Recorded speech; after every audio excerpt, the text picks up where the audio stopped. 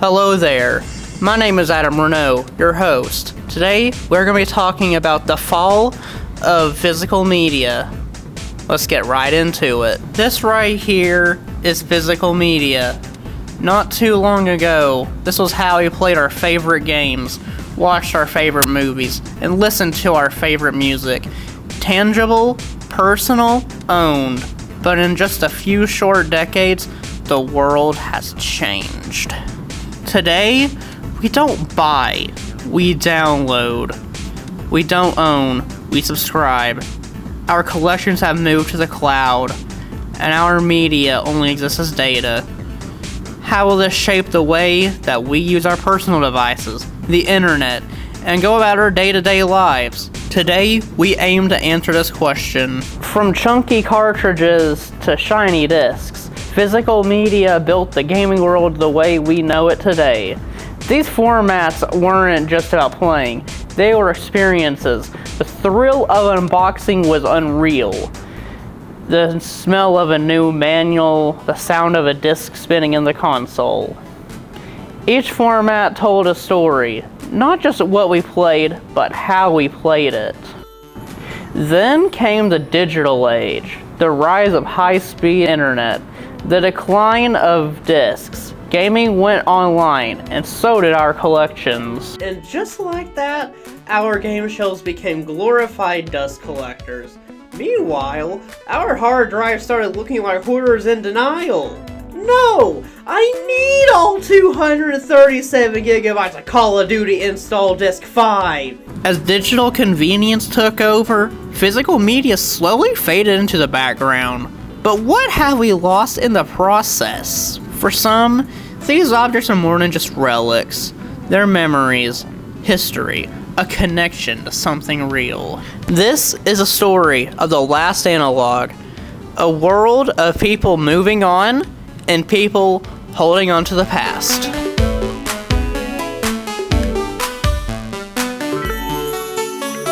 Physical media wasn't just a format, it was a lifestyle. You didn't just own a movie, you displayed it in alphabetical order, color-coded, and then you rewound it like a responsible citizen of Blockbuster Nation. There was once a time when owning a game meant holding it in your hands. The box art, the instruction manual, the game disc or cartridge, it was all part of the experience. Physical media wasn't just about function, it was about ownership. Every case on the shelf was a library of memories, a collection built over time. The act of unboxing a game, movie, or song was part of the experience. It wasn't just a download bar, it was a magical moment. Rental stores, local game shops, and arcades were social hubs. Before online lobbies and digital storefronts, gamers actually connected in person. That might seem crazy today, but that's how it was. Today, physical media is disappearing, but for those who grew up in its golden age, it remains a technological marvel. It was a cherished memory, and a magic moment. This was more than just a way to play, watch, or listen. It was an era, but unfortunately, like all eras, it wouldn't last forever. Platforms like Steam, PSN, and Xbox Live made it possible to carry a library in your pocket. Just preload your games, skip the lines, and never worry about losing a disc again. We used to admire our shelves like they were the Library of Alexandria, but now we spend our time scrolling through a digital library that disappears if our internet hiccups harder than a dial-up modem on life support. The rise of digital distribution changed everything. No more discs, no more cartridges, just instant access to games, movies, and music at the press of a button. Sounds great, right? Well, at first, it seemed like a revolution. Convenience at its finest. No scratch discs, no lost cartridges. Just pure media entertainment. But with this convenience, unfortunately came a cost. Physical media wasn't just a way to play, It was a way to preserve. And as music, video games, and movies went fully digital, they became more vulnerable than ever. When a digital store shuts down, what happens to the content tied to it? When licenses expire, where do our favorite titles go? And what happens when the internet is required just to access the games we thought we owned? Unlike cartridge or discs, digital media can vanish overnight. If you don't really control your media, do you really own it? For some, digital media is the future. For others, it's a future where ownership is a thing of the past. Digital media gives you convenience. Physical media gives you trust issues, back pain, and the smug satisfaction of knowing your Blu-ray copy of Shrek 2 will outlive at least 3 streaming platforms. For some, playing a game on a physical cartridge or watching a movie on DVD or listening to a song on a CD or a vinyl isn't just about the entertainment. It's about the experience, the connection to a time when media was more than just a click away. It was an event, a ritual. For these people, the analog world isn't just a thing of the past. It's alive, it's vibrant, and it's still relevant to them. In a digital age, they've found value in holding on to the physical. Sure, you can't lose a digital game unless the server shut down, or your account gets banned, or if the publisher just feels like it. But I mean, hey, at least you saved that shelf space for growing Funko Pop and anime figure addiction. But physical media still has its fans. There's a ritual to it, a satisfaction. It's yours. You can lend it, sell it, or even archive it. You don't need the internet. You don't need a license. It's not tied to the server. It exists right there in your hands. But it's not perfect. Physical media can break, get lost, or just take up space. Physical media, because nothing says immersion like spending 45 minutes looking for a disc you swear you put right there, only to find the Shrek 2 DVD case. Digital gaming is clean, fast, accessible, no packaging, no waiting, no clutter. You can take your library anywhere, on your console, your phone, your laptop. It's all just a click away. But that convenience comes at a cost. You don't really own your games. You license them. And when a platform shuts down, your library could disappear. There's nothing like waking up one morning to find half of your digital library gone, simply because a publisher had an existential crisis. Meanwhile, collectors are out here stockpiling GameCube broadband adapters like they're ancient relics from a forgotten civilization. Collectors don't just play games, they preserve them. Every box, every cartridge, every odd accessory tells a story.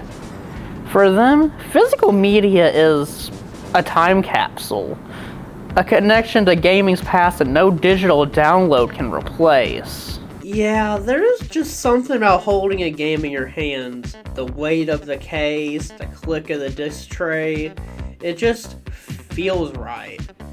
Unlike digital, where the only thing you're holding is your controller and crippling trust in Steam and Sony's cloud servers. On today's colleges' campuses, digital dominates. Students live mobile, they game on the go, and use platforms that make everything downloadable. Space is limited, time is tight, digital just fits. Yeah, it works, as in cramming about 100 gigs worth of updates in a 2.4 gigahertz Wi-Fi signal held together by hopes, prayers, and your neighbor's Wi-Fi password. But hey, at least it doesn't require a shelf or a spine. Will physical games disappear completely? Will digital become the only option? Maybe. Maybe not. Who knows? Maybe they'll coexist too. One for the collector, the other for the commuter. One for the shelf, one for the cloud. Of course, nothing says magical gaming experience quite like blowing into a cartridge or playing to the console gods it works. But hey, Who needs to do that when you can just download 80 gigs to reach the title screen? In the end, it's not about what format you choose, it's not about what platform you choose, it's about the game, the fun you have, and the memories and the friends that you make along the way. But hey, whether you're popping in a disc or downloading a game in a caffeine-fueled panic at 2 a.m., we all know the real reason we game. It's to make memories. Or to, forget about that one time we spent 3 hours grinding for an item and then accidentally deleted our save! Over the years, a lot of people have decided to downsize their physical movie collections in favour of streaming, as this certainly frees up a lot of space within our ever-expanding digital world. And to me, this just seems like such a shame. These people are choosing convenience over quality, but more importantly, they're choosing convenience over choice. Now, we all know about the streaming war that's going on, bigger than any other media battle that has come before. And just like before, not all will survive. And while this streaming war is going on, it is they who are picking what you watch. Now sure, if you think of a movie that you want to watch and it's not on any of the streaming services, you can always try and find it as a digital rental somewhere like Amazon or iTunes. But then there's other stuff to consider. You have to wonder, has this movie been edited in any way? Have sections been removed in order to avoid causing offence? Has music been altered or replaced? These companies don't always announce these sort of changes. They just do it and hope that no one notices. Now yes, streaming is great for discovery. If you're just flicking through and something catches your eye, you can put it on and stop watching with no monetary loss if it's bad. But not everything will be there. And if it is there, it might not be there the next time you go searching for it. Now for some people, streaming is more than enough. They will simply watch whatever is put there in front of them, and that's just fine. But for me, it's about forever ownership. During the pandemic, when we were all locked down, I went online and on Facebook Marketplace started buying up DVD box sets. I picked up the complete 24 series, 15 series of Grey's Anatomy, all the Sharp movies, the original Miami Vice series, and much more for less than £10 each.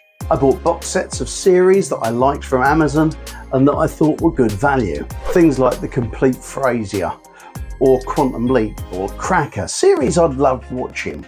And now you can pick up box sets and films from charity shops for pennies. I can buy films I'm guaranteed to enjoy, collect series that I wanted to see, and get them cheaper than a month's streaming services.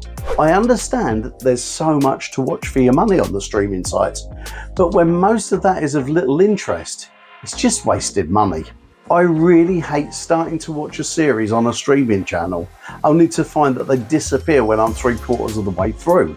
Or using Amazon as an example, I started watching the superb Corner Gas series and only got 3 series in, and then find that series 4 wasn't part of free with Prime package, but I had to pay £19.99 per series to continue. Yes, streaming is convenient, and you don't have to get your ass out of the seat to change your program. But choice seems far more important to me, and I'd rather go and buy some DVD sets of box series I know I want to watch and films I love than spend nights hunting through for something to watch. I also don't want to watch films on streaming services where sections have been removed because of the censorship of sensibilities these days. I want to watch the film as it was meant to be. Because believe it or not, I'm a grown adult and I don't get upset because someone says a swear word I don't like or there's a role in a movie that's not PC. I don't cry like a baby if I don't like something, I just turn it off. With streaming, they make the decisions for me. Chris, you have a reputation of being like a defensor of the physicality of movies, of shooting on film and everything. Do you have the same relationship with the physical edition of film? Oh yeah, very much. I think the home video versions of my films, the definitive versions are the Blu-ray and the 4K versions, because there's much less compression. There's very specific altering and control, the color of the picture, the brightness, all these things. When you stream a film, it's like broadcasting a film. We don't have much control over how it goes out. And also, being able to hold it in your hand and see the artwork and the posters that have the names, it's a real thing. Physical media, one, is paramount for the health of film and film lovers forever, because we're seeing stuff with streamers nowadays that is like you could be watching a show and then that show could be gone forever and there's no way to access it, and the filmmakers can't even access their own work. And so physical media, like, if you want a legacy, if you want actual history of your work to exist, it has to be physical. And that's why it's so important that we're there. But more than that, like, it's a community thing. Like, the feeling that you have when you're streaming through, like, being like, what am I gonna watch? It's not the same as when you're like, you have DVDs and Blu-rays and VHS in front of you, and you're like, oh, this cover calls to me, or this is exciting, and you like get the stack together. And that's something that needs to be generationally passed on. There's so many young people that have never had that experience. They don't even know what they're missing. The digital revolution is here, but what does that mean for the future of physical media? Will it become a relic of the past, or will it find a way to survive in a world that values convenience above all else? Year after year, physical sales continue to drop. Major retailers are dedicating less space to discs and cartridges, while companies push for an all-digital future. Even still, though, at some point, no matter how careful you are, your discs may eventually succumb to disc rot. This is a phenomenon where the reflective layer of a disc becomes chemically deteriorated. The data becomes unreadable, making your disc unusable. Make sure you take proper care of your discs to ensure they last for years to come. But even as physical media fades from the mainstream, it's finding a new home among collectors, archivists, and preservationists. People who refuse to let history be lost. Small companies and passionate communities are keeping the tradition alive. Limited run games, boutique movie releases, and vinyl pressings continue to draw in those who value something they can hold, something that they can keep. As long as people value nostalgia, physical ownership, and the joy of holding a piece of history, there will always be a place in the world for the last analog. Because nothing says timeless treasure like spending $20 on a VHS copy of Space Jam you'll never watch, but proudly displaying it like it's a crown jewel in 1996. But those days are long gone, unfortunately, thanks to some greedy jerks. Thanks a lot, gaming industry!